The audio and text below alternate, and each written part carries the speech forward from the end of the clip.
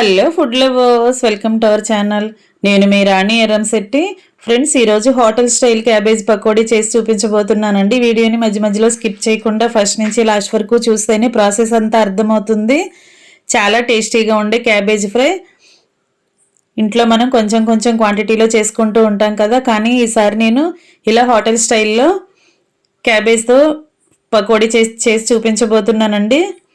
మీ అందరికీ కూడా వీడియో అనేది రెసిపీ అనేది నచ్చుతుంది. స్కిప్ చేయకుండా చూడండి. ప్రాసెస్లోకి వెళ్ళిపోదాం. క్యాబేజ్ తీసుకుని బాగా కడుక్కుని సన్నసన్నగా కట్ చేసుకుని పెట్టుకోండి. దానిలోకి ఒక 2 కప్పుల శనగపిండి, 2 కప్పుల బియ్యం పిండి, అలాగే 2 కప్పుల మొక్కజొన్న పిండి వేసుకోండి. టేస్ట్కి సరిపడా కారం వేసుకోండి. ఒక అరకప్పు గరం మసాలా వేసుకోండి. అదంతా కూడా ఒకసారి కలిపేసుకోండి. ఇది ఫుడ్ కలర్ అండి. మీకు ఇష్టం లేకపోతే స్కిప్ చేసేయండి. ఫుడ్ కలర్ లేకుండా కూడా ఈ రెసిపీ చేసుకోండి. 4 టేబుల్ స్పూన్లు అల్లం వెల్లుల్లి పేస్ట్ వేసుకోండి. టేస్ట్కి సరిపడా సాల్ట్ వేసుకోండి. క్యాబేజ్ తరుగు చూడండి ఒకసారి. మనం ఇంట్లోకి కొంచెం కొంచెం క్వాంటిటీలో చేసుకుంటూ ఉంటాం కదా, కానీ ఇలా హోటల్స్లో ఎక్కువగా చేస్తూ ఉంటారు కదా, ఆ స్టైల్లో చూపించబోతున్నానండి. క్యాబేజ్ని సన్నగా పొడవుగా కట్ చేసుకోండి. చిన్న చిన్న ముక్కలుగా కాకుండా పొడవు ఎక్కువగా ఉన్న ముక్కలుగా సన్నగా కట్ చేసుకుని పెట్టుకోండి. ఇప్పుడు ఇవన్నీ మనం వేసిన ఇంగ్రీడియంట్స్ అన్నీ కూడా క్యాబేజ్కి ఒకసారి బాగా పట్టించాలి. క్యాబేజ్ల నుండి వాటర్ అనేవి రిలీజ్ అవుతూ ఉంటాయి కదా, వాటితోనే పిండి అనేది చాలా వరకు కలిసిపోతుందండి. ఇలా ఎక్కువసేపు మనం చేత్తోనే బాగా కలుపుకున్నట్లయితే పిండి చక్కగా కలిసిపోతుంది. ఇప్పుడు వాటర్ని కొంచెం కొంచెంగా చూసుకుంటూ పోసుకోవాలి. పిండి అనేది ఎక్కువ ముద్దలాగా రాకూడదండి, పొడి పొడిలాడుతున్నట్లుగా రావాలి. ఒకసారి ఈ పిండిని టేస్ట్ చూడండి. సాల్ట్ కానీ కారం కానీ చాలకపోతే మీ ఘాటుకు తగ్గట్టుగా యాడ్ చేసుకోండి.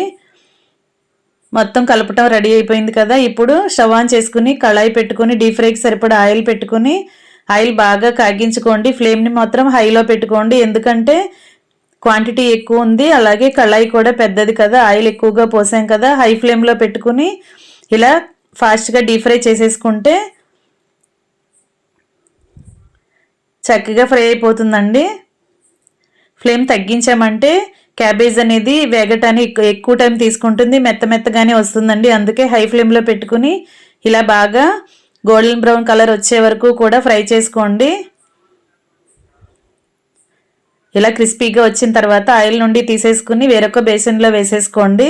అలాగే మనం కలిపి పెట్టుకున్న క్యాబేజ్ అంతా కూడా అలా ఫాస్ట్గా అలా ఆయిల్లో వేసేసుకోండి. ఫ్రెండ్స్, ఈ రెసిపీ చాలా టేస్టీగా ఉంటుందండి. నేను చూపించే విధంగా ట్రై చేసి చూడండి. ఇంట్లో అందరికీ నచ్చుతుంది. పప్పు సాంబార్ లాంటివి చేసుకుంటున్నప్పుడు సైడ్ డిష్గా ఈ క్యాబేజ్ ఫ్రైని ట్రై చేయండి. ఇలా అంతా కూడా ఈవెన్గా ఫ్రై అయిన తర్వాత అది కూడా తీసుకుని బేసిన్లో వేసేసుకోండి. అలా మనం కలిపి పెట్టుకున్న క్యాబేజ్ అంతా కూడా మొత్తాన్ని అలా కొంచెం కొంచెంగా వేసుకుంటూ ఆయిల్లో డీప్ ఫ్రై చేసుకోవటమే. ఫ్రెండ్స్, నా ఛానల్ని మీరు ఫస్ట్ టైం వాచ్ చేసిన వాళ్ళు సబ్స్క్రైబ్ చేసుకుని పక్కనే ఉన్న బెల్ సింబల్ని కూడా యాక్టివేట్ చేయండి. చివరిగా కొంచెం కరివేపాకును కూడా అలా వేసుకుని ఆయిల్లోనే ఫ్రై చేసుకోండి. ఇది కూడా ఫ్రై అయిన తర్వాత అదంతా కూడా తీసి వేరొక బేసిన్లో పెట్టేసుకుంటున్నానండి. ఇంకా టేస్టీ క్యాబేజ్ ఫ్రై రెడీ అయిపోయింది. హోటల్ స్టైల్ క్యాబేజ్ అండి, చాలా టేస్టీగా ఉంటుంది.